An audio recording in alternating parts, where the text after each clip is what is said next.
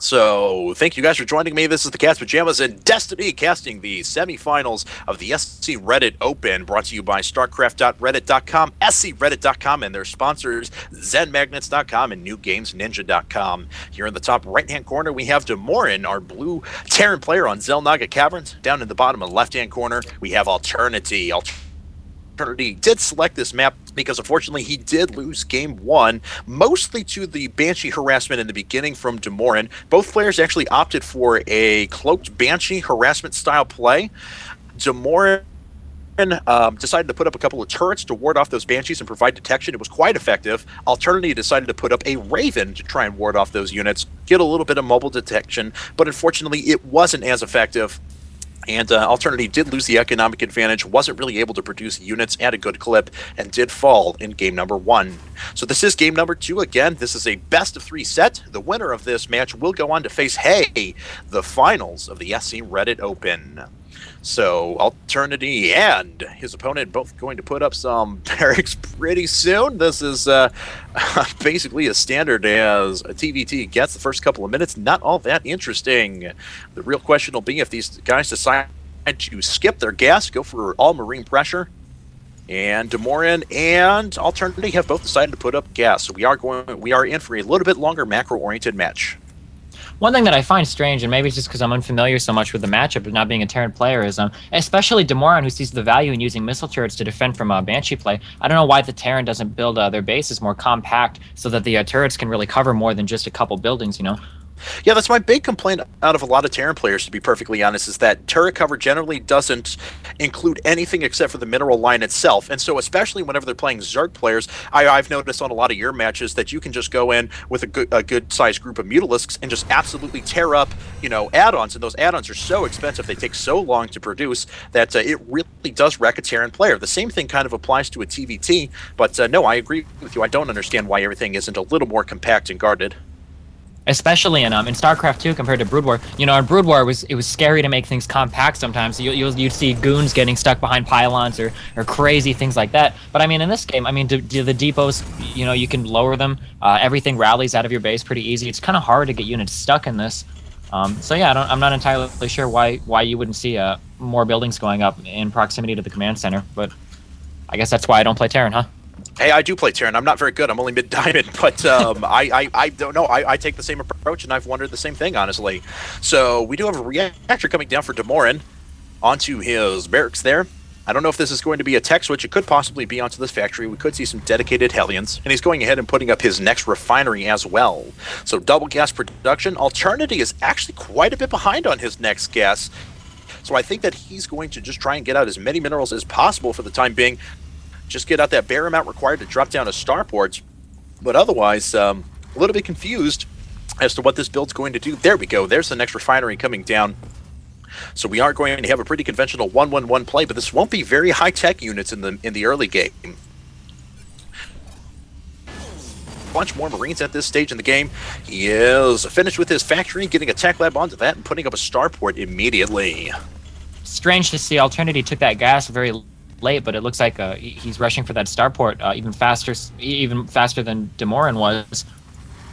Yeah, so maybe he's going to make one big drop here, but I'm actually not sure, as he is moving up with a good number of Marines and a Hellion. So 5 Marines and a Hellion making their way into Domorin's base right now. What does Domorin have to defend this? A nice concave of 6 Marines. And that 6 Marines should be able to successfully hold this off, especially now that there's 2 more. So a Hellion making its way up immediately gets picked off, and Alternity is going to have to turn around because he does not have the Marine count to be able to walk into the space. That was pretty poor control on Alternity's part. The Marines are cheaper. I would have been more comfortable sending a Marine up that ramp to scout first before sending up the more expensive Hellion. I agree with you. And especially because as soon as he saw up there that there was the concave, that Hellion has enough speed to just kind of turn around and leave. Definitely. But he didn't do that. So Domorin now has a good number of Marines and a siege tank, and he's about ready to finish producing a medevac. Now, of course, this nice little timing push, once he gets that medevac, will allow him to do one of 2 things. One, he can bring the medevac over to the cliff line, just gain vision up the top, or he can elevator drop all of his units into the the base of Alternity, completely bypassing the bunker that's currently in production. Alternity, though, is putting up a fast expand, which, considering how horrendous his first attempt at harassment went, I'm a little bit surprised. Yeah, it's going to be strange to see how this works out with Domorin really pressing hard here. If Domorin's siege mode, which he hasn't started yet, if he gets siege mode online, oh boy, he's trying to push up this ramp into the bunker. I don't know, it doesn't seem like a good decision. No, he does successfully kill the siege tank, though, and if he's able to get away with his siege tank, it was a successful attack. He lost perhaps a couple more units than were necessary, and he is going to retreat at this point. But he has not... Taking out that siege tank there was really nice. It looks like I see him setting the expansion back up in his base. It looks like he's not going to push his all-in here, though. Which is surprising, given that he actually knocked out that siege tank, but... Yeah, and he is going to go ahead and macro up a little bit, but he has no idea what the economy situation for his opponent looks like. But, oh, he is just going to drop into the back of the base. So just wants to do some continued harassment here. Going to try and get in and deny some of these SCVs from mining. A couple of SCVs fall down immediately. The SCVs are trying to get a surround on those units. I don't agree with that decision. That siege tank can sit in there forever, and the Marines are being healed at this point. Alternity is losing a ton of economy. He is now down by 7, now 8 SCVs, and that is only going to increase. But Domorin does pull out. He doesn't lose a single unit through that next little bit of harassment. Actually, I think he may have lost 1 Marine, but still, for the amount of damage he did, a very, very cost-effective attack. Yeah, that was definitely a nice harass there. But if Domorin gets its expansion out sooner than, if Alternity can get this expansion out sooner than Domorin, I think he can actually make up for the units that he lost there. And let's see, so he does have his expansion turning into an orbital command, so yeah, I do think he's going to be able to produce those double SCVs in pretty good time. But he actually delayed that orbital command for a while he was focusing on microing his units around, and he did concede some of that expansion building time to Domorin. So both expansions not really going down all that separate from each other. Of course, Domorin still has to turn into the orbital commands, but not really in all that bad of a position, not really all that behind in terms of his expansion. So Domorin moving in now with a good bit of units. His army is considerably stronger than his opponents. We do have siege mode up for both players, so this could be a slow siege push here in a second. A little bit of marine-on-marine action at the Zelnaga Tower. Domorin moving away so we can get a couple more units up there. Oh, he does still lose that Marine. And Domorin now sitting outside of the base here of Eternity. Eternity moving up, and we are going to have a big engagement here. So Vikings are trading shots right now. The siege tanks do get sieged for Eternity, and it is going to force Domorin away. So Domorin is now being rushed back to his base, and the amount of army resources between the two players has been evened. I'm really surprised with the superior army count there. I don't know why Domorin didn't back up and just siege 2 of those tanks. That attack went pretty poorly for him. He's letting Alternity kind of climb back into this game. Yeah, I noticed he was really worried about that 1 Marine that was that had killed his Marine at the Zelnaga Tower, and he was shifting a lot of bio units up to that while continuing to keep his siege tanks moving forward, which was a little bit of an odd decision given the fact that he really didn't have the power to punch through with those. Just a little bit of mismicro going on, but didn't really have the power to punch through Eternity's force with those siege tanks. So right now we do have a missile turret coming up for Domorin at the front of his base, worried about any counter drops. Stim pack is being researched for Domorin. Control was retaken at the Zelnaga Tower by him as well. Back on an Alternity side, we do have 2 more barracks coming up. We're looking at a total of 3 barracks, factory, and starport for Alternity versus 1, 2, 3 barracks, factory, and starport for Domorin. Both players are unfortunately supply blocked. Domorin does have a significant advantage in terms of workers, though, so he will be able to unsupply block himself and then consequently replenish his army a lot faster. Yeah, definitely. It looks like Domorin is setting himself up here to have a really strong production going on. But Alternity is going to be a little bit aggressive here. And I don't know if this is the wisest decision right now, but of course he's kind of got to do something. Of course he won't know the...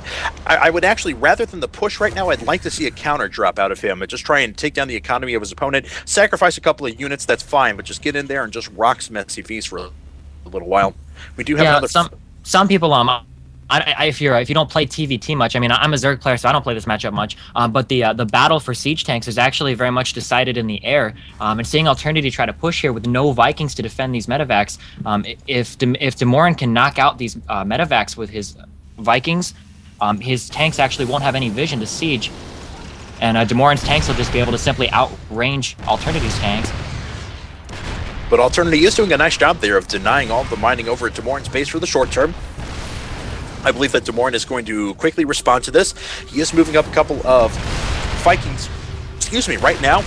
Those medevacs are being pushed away, so there is no longer any vision along the other side. And oh, unfortunately, the Vikings do get sniped by the Marines. Here's a full-on attack.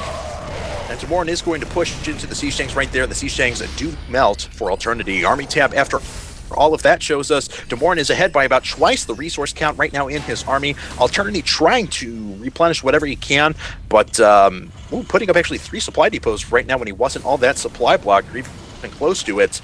That's fine. That's being proactive, but unfortunately he's way behind an army right now and needs to concentrate on that in the short term. So he is way behind an army, but Domorin's expansion, if you look at it, he's finally now transferring SCVs back down in there. On the income tab, even though Domorin is pretty much even on harvesters, the income tab was pretty disparaging for him there for a moment just because he lost so many SCVs out of that expansion. Yeah, and right now, actually Domorin did just call down a couple of mules, so he will start to sneak ahead in that economy, but he is going ahead and putting up his gold expansion right now, so I would expect some SCVs to be brought over to that. Looks like they're just repairing a medevac in the short term. Scan goes down, and I think that Domorin wants to go ahead and push out and secure that expansion with an attack. But Alternity is already getting ready with his siege tanks. They are sieged up right now, and oh! Domorin is going to suffer a lot of hits. His siege tanks are going to fall down very quickly. And Alternity did a nice job to push himself back into the army game. A little bit of miss micro there for Domorin. I'm really surprised that Alternity didn't try and push harder there and snipe out a few more of those siege tanks. Yeah, the amount of health loss on the stim would have been well worth taking down 2 more siege tanks, especially Definitely. at this stage in the game. And it appears as though Domorin is morphing in a planetary fortress at his next command center at the Gold. And Alternity is going ahead and dropping, but this is very much spotted by Domorin. Let's see how he decides to respond to this. There's already a missile turret in play, but he's going to need to bring some units back here in the short term. Oh my god, Domorin may take out this medevac. Oh man. Marine is able to drop, and it immediately gets cleaned up. Not quite the Rambo that Marine needed to be in that situation. No, not in fact Jim Raynor, just your standard run-of-the-mill Marine. So siege tanks are queuing up there for Domorin. Another attempt at taking the Zelnaga Tower there for Domorin on the eastern side. He is going to move down some Marines and try and, I guess, get in a little bit of harassment around the back here. Actually, there's an SCV that's being brought over to bring up a command center around the back of that engineering base, 6 o'clock position, but it's not going to make it very far. These Marines are going to come over and deny that. Alternity hasn't scouted Domorin's gold yet, but seeing that control tower go up, or the sensor tower go up, he has to figure that there's a base sitting there now. So he needs to be trying to do something. There's some kind of big push or something now. He hasn't even broken the rocks down to his gold. He's just falling further and further behind now unless he can actually pull something off. And I think that he is trying to move out right now. He is pushing up forward all of his tanks. The scan goes down. A couple of these tanks for Domorin are able to take some early shots onto Alternity's units. And Domorin may have to move his economy in the short term, may have to move his SCVs out of the way, but he has a pretty good defensive position there. And Marines are actually counterattacking down at the 6 o'clock position as well, doing a ton of damage to that SCV line. So Domorin now moving out, establishing himself air control, taking down the Vikings there for Alternity. Domorin just kind of sitting back, though, knows he has a pretty defensible position. He's not attacking into the siege tanks, mostly because he's worried about all of those Marines that have done so much damage to the economy of Alternity. I think this is a play where Alternity could abuse the map quite a bit here. If he wouldn't have lost those Vikings, to see him go down into Domorin's natural third and siege the gold line from back there, I think it would be extremely difficult for Domorin to stop that kind of a play right now. And it looks like he actually wants to, I don't know if this attack is going to flank or if this is going to go into the units of Alternity down there for Domorin. He is actually just sieging up his units here. It looks like he wants to do a little bit of a contain, trap those units for Alternity, but Alternity is moving out. Unfortunately, air control still belongs to Domorin, so Alternity going to lose a couple of these units. More siege tanks being pushed in as well, but those Marauders are ripping through them, and Alternity actually JJs! So